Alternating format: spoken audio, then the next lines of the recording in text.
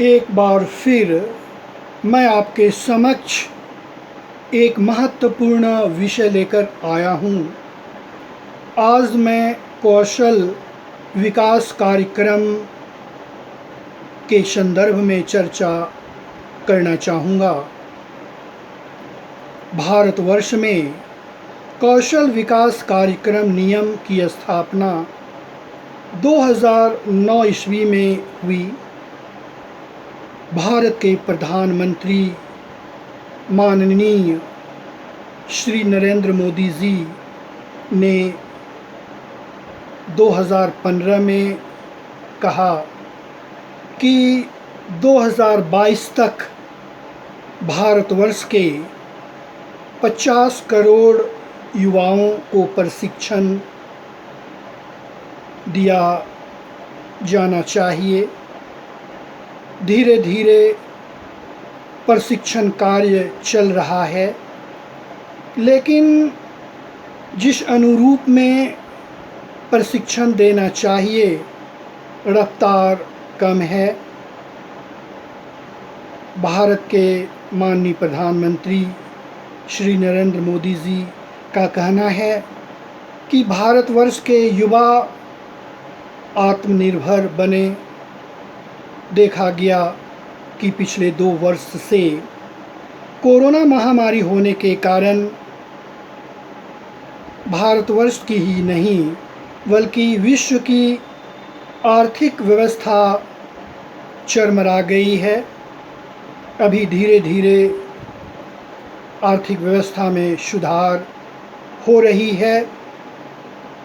आज भारतवर्ष में तेज़ी से engineering college, medical college, polytechnic की स्थापना हो रही है। लेकिन देखा जाए तो युवा इंजीनियरिंग करके मेडिकल की डिग्री प्राप्त कर, पॉलिटेक्निक की डिग्री प्राप्त कर भटक रहे हैं। उस अनुपात में उद्योग की स्थापना नहीं हो रही है। केंद्र सरकार को इस ओर सोचना होगा और जिस अनुपात में engineering college, medical college, polytechnic की स्थापना हो रही है, उसी अनुपात में उद्योग धंधों की स्थापना होनी चाहिए।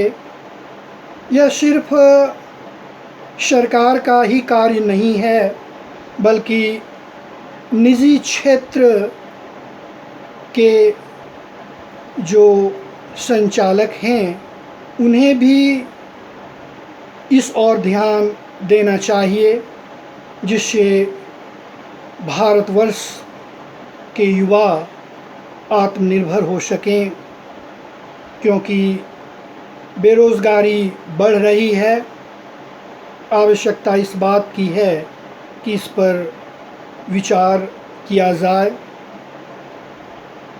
जैसा कि कहा जाता है कि जो युवा हैं उन्हें जिला से छोटे छोटे उद्योग धंधों के लिए रुपया मुहैया कराया जाता है, लेकिन इतनी परेशानी है कि युवा समय पर पैसा नहीं ले पाते हैं और जिला में घूमते रहते हैं, चक्कर लगाते रहते हैं और एक समय ऐसा आता है कि थक जाते हैं और जो कौशल विकास योजना शुरू हुई उसका फ़ायदा नहीं उठा पाते हैं।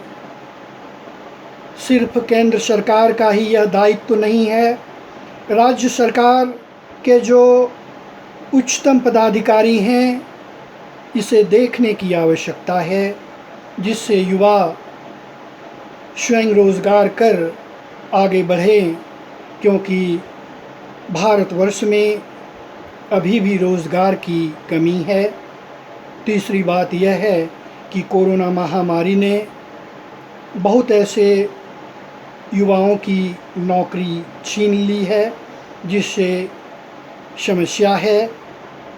एक बात मैं कहना चाहूँगा झारखंड के संदर्भ में, भले ही झारखंड में विश्वविद्यालय की स्थापना हो रही है, देखा जाए तो झारखंड क्षेत्र में लगभग 10 या 12 विश्वविद्यालय की स्थापना हो गई है, लेकिन उच्च शिक्षा के बारे में देखा जाए तो स्थिति अच्छी नहीं है। जो बीएड के शिक्षक हैं 15 वर्ष से कार्य कर रहे हैं और उन्हें वर्ष में एक बार हटा दिया जाता है। फिर यह देखा जाता है कि कौन फिट बैठेगा। कुछ शिक्षक की अपॉइंटमेंट हो जाती है, कुछ शिक्षक हट जाते हैं। पीएफ की व्यवस्था नहीं है।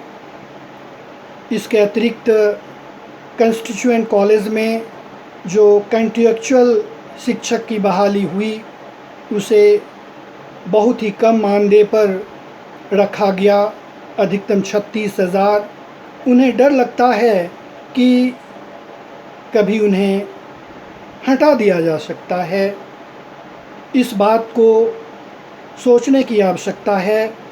झारखंड सरकार को इस पर अमल करने की आवश्यकता है, जिससे झारखंड में उच्च शिक्षा का विकास हो सके।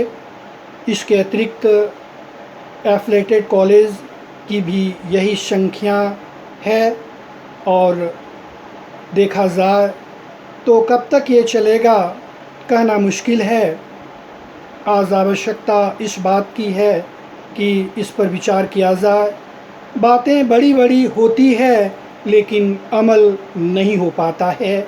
अगर उच्च शिक्षा में सुधार नहीं होगा तो झारखंड जैसे राज्य का विकास कैसे हो सकता है, इस बात को समझने की आवश्यकता है। रोड्स, लाइट्स, जन वितरण प्रणाली में काफ़ी मात्रा में रुपया खर्च होता है, लेकिन देखा जाए तो शिक्षा में भी रुपया आता है लेकिन लौट जाता है।